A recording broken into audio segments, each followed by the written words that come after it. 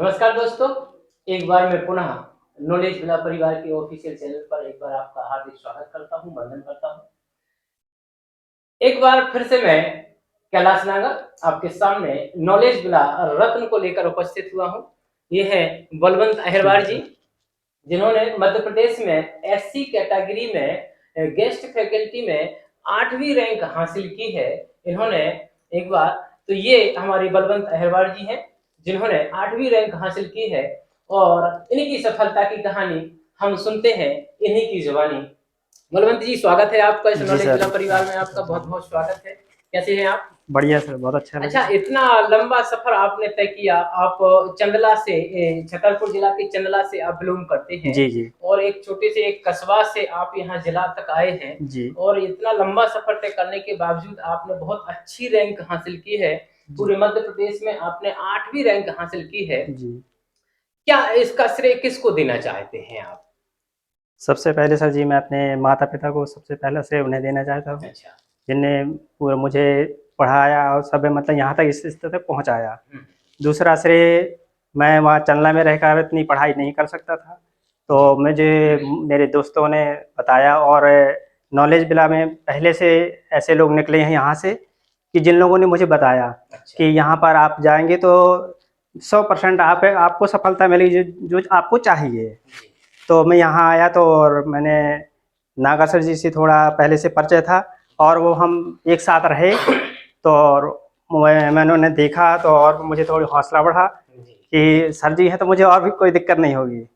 और मैं यहाँ आया तो मनीष सर जी से मैंने अपनी थोड़ी आर्थिक स्थिति बताई, तो मैंने कहा कि मनीष सर जी से थोड़ी बात बताई, तो उन्होंने कहा कि ठीक है बेटा, जितनी तुम्हारी इच्छा हो, जितने तुम्हारे पैसे हों तो उतने दे देना और तुम तो पढ़ो। तो मैंने फिर वहाँ यहाँ आकर मेहनत की और सर जी से थोड़ी और नागर सर जी से मार्गदर्शन पूरी तरह से मिला। और आप एक तरीके से देखा जाए तो आपके परिवार की आर्थिक स्थिति ठीक नहीं है। नहीं सर जी। आप जब आए तो बताया था कि ये आर्थिक स्थिति से ठीक नहीं है। सर, फीस के बारे में भी मैंने भी बोला, सर ने भी बोला। जी जी और देखिए, नॉलेज विला में तो हमारे आदरणीय मनीष खरे जी हैं। वो तो सहृदय हमेशा रहते हैं, ऐसे हमेशा तत्पर सेवा करने के लिए सब बिल्कुल तैयार सर। रहते हैं। लेकिन आप मैरिड भी हैं, 2 बच्चे हैं, इतने के बावजूद भी आपने इतना लंबा सफर तय किया और एक बहुत कम समय में बहुत अच्छी रैंक हासिल की। तो इसकी तैयारी का आपका क्या कारण और कैसे आपने इसको प्री प्लान किया था पहले से, कि किसी ने आपको गाइड किया कि तैयारी कैसे करनी है, कहाँ करनी है? ये लक्ष्य कैसे निर्धारित किया आपने?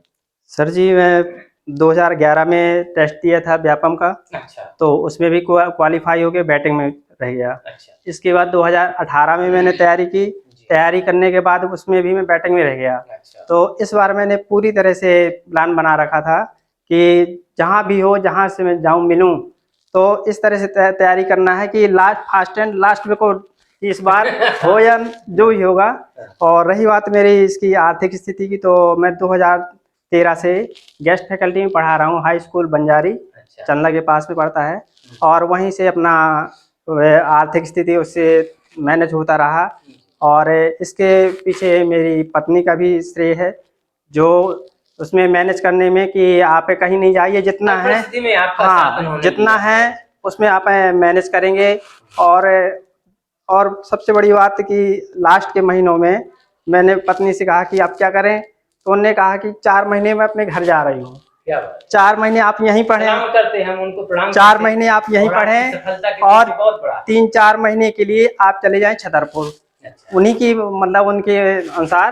तो फिर मैं यहाँ छतरपुर आया, छतरपुर में आपके यहाँ नॉलेज विला कोचिंग मैंने अटेंड की। अच्छा। और कोचिंग में मुझे बहुत बड़ा मार्गदर्शन मिला, अच्छा। उसमें बढ़िया पढ़ाई का स्तर बहुत बढ़िया लगा मुझे। और मार्गदर्शन के लिए और सबसे ज़्यादा मुझे पूछने पे फोकस, पूछने पे अच्छा, बहुत ज़्यादा। क्लास जो आपकी चलती थी, जी कितने घंटे की लगभग लगभग क्लास, यानी सर, यानी कि मैं आपको कितने घंटे आप लोगों की क्लास सर पढ़ाता जी, था? 3 घंटे क्लास चलती थी। हाँ। और 3 घंटे में 1 घंटे आपका आपने व्याकरण के लिए समय दिया हम लोगों को, जी। उसमें भी बढ़िया मेरा अच्छे नंबर आए व्याकरण के दृष्टि से। और दूसरे उसमें जो साहित्य था, 2 घंटे के लिए साहित्य दिया। और अगर ज़्यादा भी समय पड़ा तो आपने ज़्यादा समय लिया है, 3 घंटे से ज़्यादा भी समय आपने दिया है। और उसके लिए आभार व्यक्त करता अच्छा, हूँ। आपने ये कंपेयर किया, तुलना की होगी व्याकरण में और साहित्य में। अधिकांशतः जितने बच्चे मुझे मिलते हैं या मुझसे कहते हैं कि सर अगर व्याकरण पढ़नी है तो नागर सर से पढ़िए, जो आनंददायक, जो उत्साह के क्षण होते हैं, समय का पता नहीं चलता। तो मैं आपकी जबानी सुनना चाहता हूँ कि व्याकरण में और साहित्य में दोनों मैंने साथ में कंपेयर लेके साथ में पैरेलल लेके चला जी। हूँ, तो दोनों में से आपको सबसे ज्यादा अच्छा क्या लगा जो सहज तरीके से आया हो?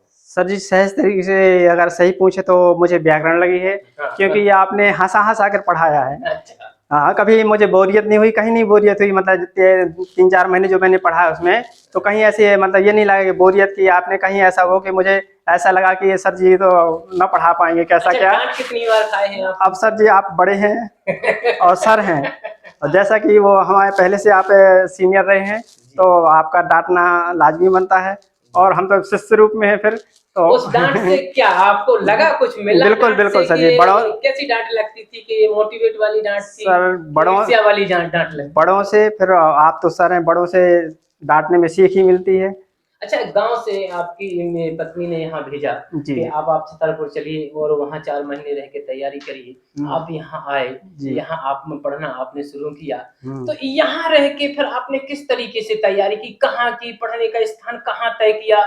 कि भाई कोचिंग में तो चलो मैं 3 घंटे रहता था, जी जी अंतिम समय जब परीक्षा का समय था, सिलेबस बहुत ज्यादा था, सिलेबस नहीं पूरा कर पा रहा था, तो मैंने शाम को भी हालांकि आपकी क्लास ली, और आदरणीय हमारे परम मित्र, परम स्नेही डॉक्टर नंद किशोर पटेल सर से भी मैंने आपकी क्लास दिलवाई बिल्कुल है ना। सही। और कुछ दिन उन्होंने भी बहुत अथक प्रयास और परिश्रम से हम लोगों को पढ़ाया है, तो उनका भी श्रेय है, उनको भी मैं चाहूंगा कि उनको धन्यवाद आप कहें। बिल्कुल सर जी। और इसके बावजूद भी फिर यहाँ आके आपने ये रह के फिर पढ़ाई कहाँ की, कमरे में कि और कहीं रह के आपने क्या? जी जी सर, इसके बाद जब यहाँ आया, कोचिंग अटेंड की, तो मैंने देखा हम 2 लोग रहते थे रूम में, तो मतलब पढ़ते थे लेकिन इतनी पढ़ाई नहीं हो पाती थी। अच्छा, तो सर जी आप के मार्गदर्शन से मैंने नॉलेज मिला, लाइब्रेरी ज्वाइन की, जी, और लाइब्रेरी में मुझे और मोटिवेशन मिला। अच्छा, जहाँ कोई ऐसी दिक्कत आई तो आप वहीं थे, तो कोई भी समस्या हुई थोड़ी और सॉल्यूशन आपके यहाँ वहीं पहुँच गए,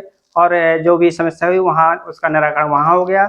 और मुझे वहाँ भी कोचिंग में बहुत अच्छा लगा, और कम से कम यहाँ से पढ़ के जाते थे तो 8 बजे तक वहाँ जाके रात में वहाँ पढ़ते थे, अच्छा। इसके बाद वहाँ रूम जाते थे। चलो, बहुत-बहुत धन्यवाद। ये थे हमारे बीच में हमारे बलवंत ताहिरवाल, जिन्होंने ऑल एमपी में 8वीं रैंक हासिल की है। आपको बहुत-बहुत शुभकामनाएँ, सर जी। बहुत-बहुत बधाई। आगामी भविष्य के लिए मैं आशा और उम्मीद आपसे करूँगा कि जी आप इसी तरीके से अपने कर्तव्य पथ पर अग्रसर रहें, मेहनत करते रहें, और पूरी ईमानदारी और निष्ठा के साथ में जो आपने मुझसे लिया है, मैं चाहूँगा इसी ईमानदारी और निष्ठा के साथ अपने आप छात्रों को भी दें और निरंतर अग्रसर रहें। बहुत-बहुत धन्यवाद बलवंत जी जी सर, आपका। सर ये बहुत-बहुत सब धन्यवाद। नॉलेज मिला कोचिंग की तरफ से सब हुआ है।